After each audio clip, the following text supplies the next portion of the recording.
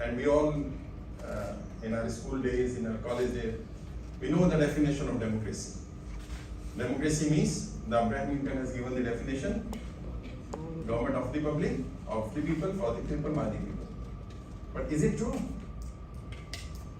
And especially if we talk about India, the countries, especially the Asian countries, or in Africa or in America also, is it true that in democracy, we the people are actually electing a representative? If I talk about India, actually the definition is government of the party, for the party, by the party. Because obviously we are bound to elect or choose the candidate given by a particular political party. Suppose if I like a particular party A, but if I don't like the candidate given by that party, what choice I have, or what choice is left with us?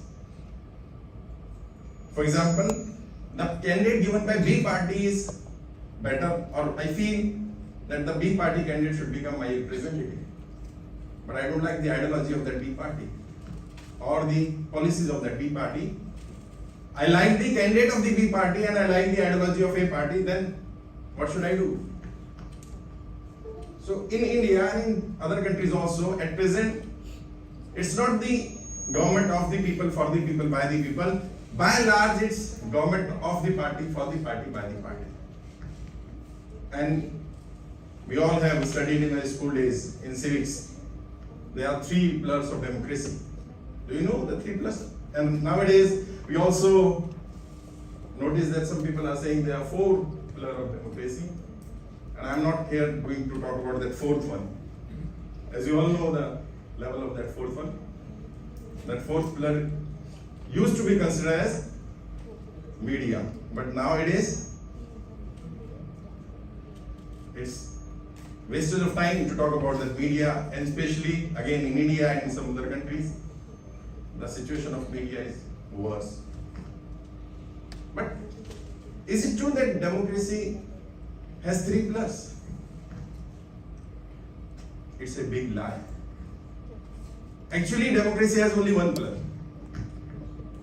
And I want to take you back in your civics class, 6th, 7th class, the 3 pillars of democracy. The name? Number 1 is legislature. Judiciary is the last one. Legislature. Number 2, executive. And number 3, judiciary. What do you mean by legislature?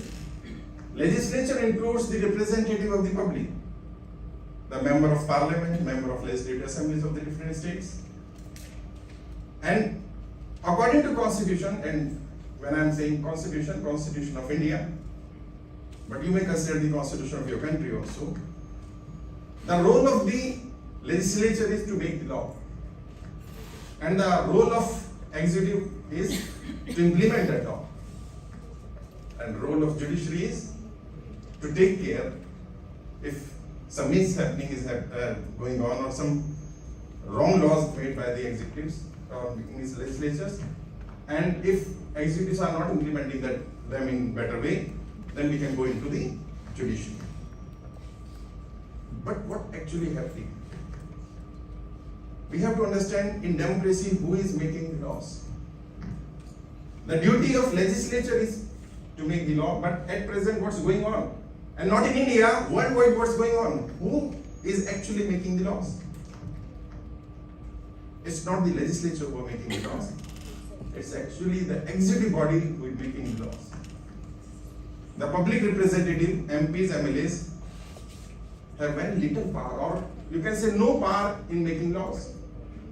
The laws are made by the government, the cabinet ministers, and not by the ministers of the government, by the bureaucrats. Those bureaucrats who has to implement those laws, they are actually drafting the bill.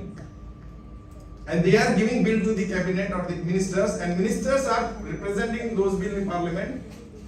And that is also a formality. Because if a party has the majority in both the houses in India, then that law can be passed easily. And sometimes the laws pass even without any discussion or debate. And executive has the power to make the laws. According to Constitution, executive has only power to implement the law. But nowadays, they are making the laws. And they are the authority to implement the laws. And in civics class also again, I want to take you back in your school days or in your college days. Why these 3 pillars of democracy explained to us?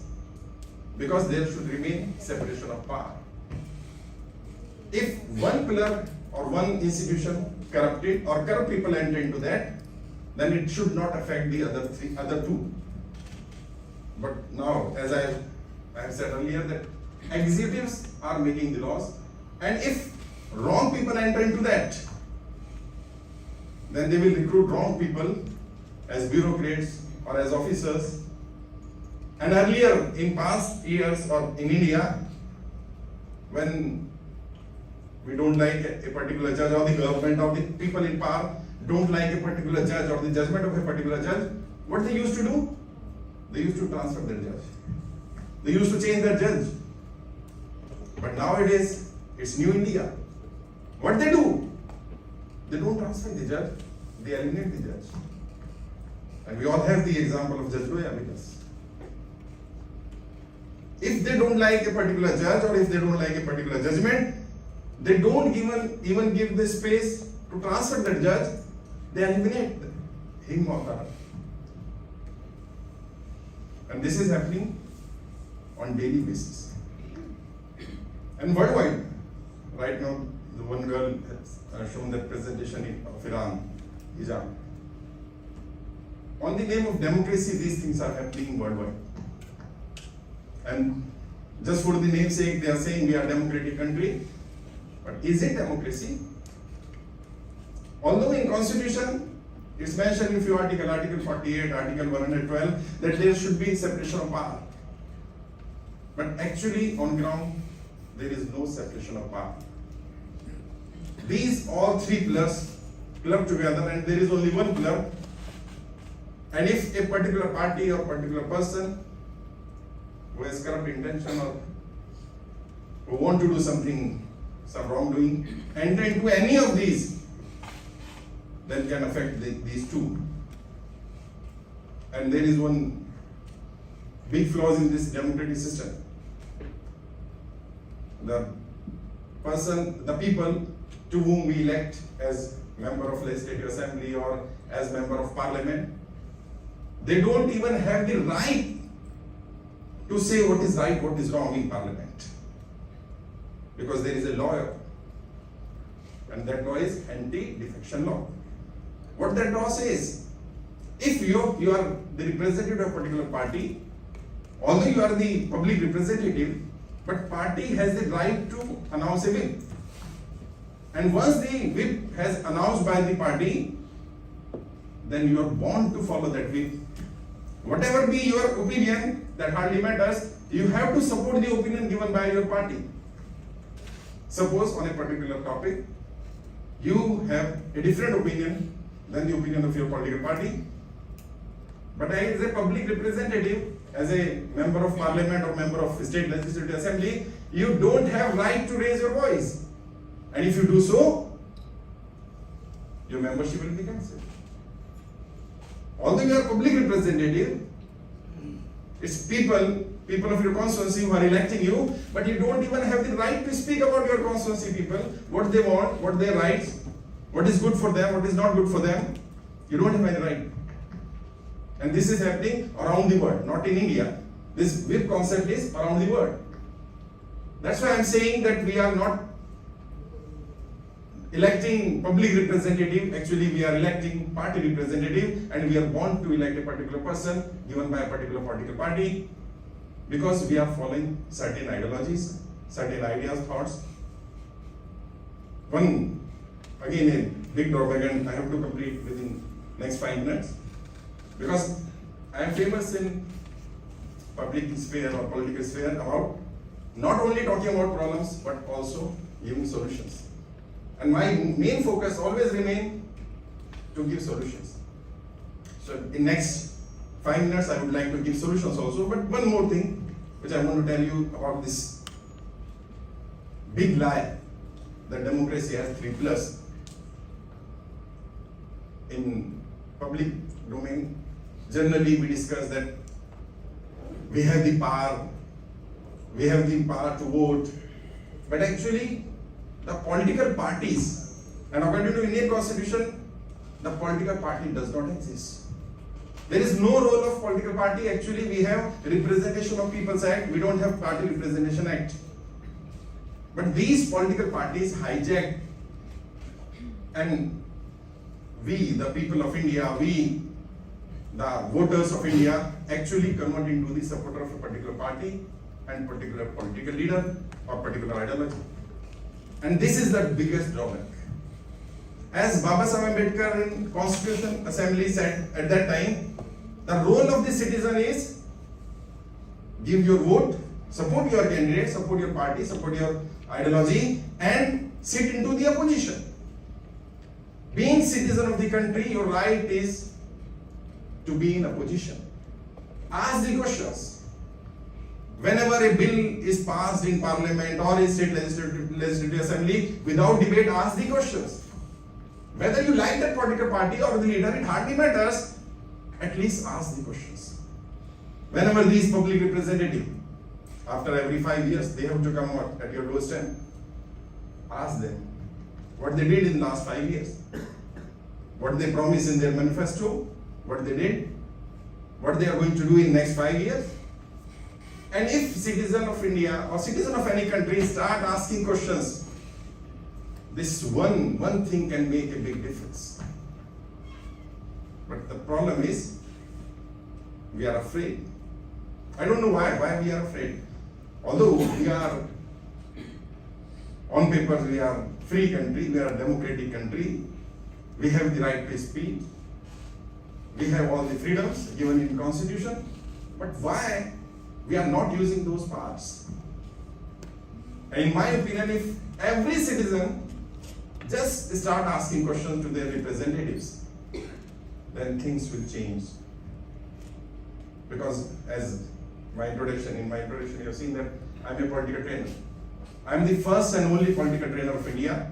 I have trained more than 5,000 political leaders of different political parties. At present, I am working for different political parties, political leaders. And across the political parties, my students are working. They are working at state level as well as at national level. And my role is to develop their self-confidence so that they can ask questions within the party and outside the party sphere also. And being citizen of India, being the youth of country, the future of the country, it's your duty now. Ask the questions. Sometimes the people may consider you a fool. Sometimes people may consider you that you are indulging in such things which are not necessary for you.